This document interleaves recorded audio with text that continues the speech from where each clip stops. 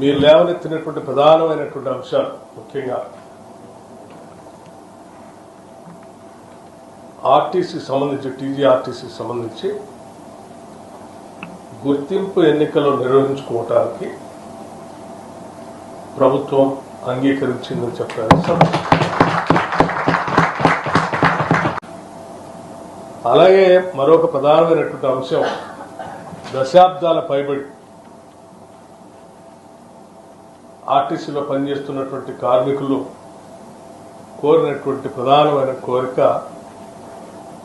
విలీనానికి సంబంధించినటువంటి అంశం. ఈ విలీనానికి సంబంధించినటువంటి అంశంపై కూడా సుదీర్ఘంగా చర్చించిన తర్వాత ఆర్టీసీ విలీన ప్రక్రియకు సంబంధించి అధికారులతో మరియు కార్మిక నాయకులతో కలిపి ఒక అధికారిక కమిటీని ప్రకటించడానికి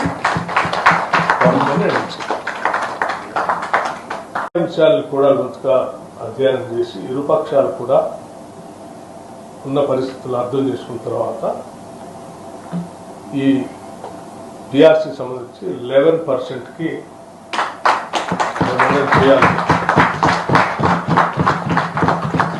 ప్రభుత్వం నిర్ణయించిందని చెప్పడానికి సంతోషిస్తా ఉన్నాను.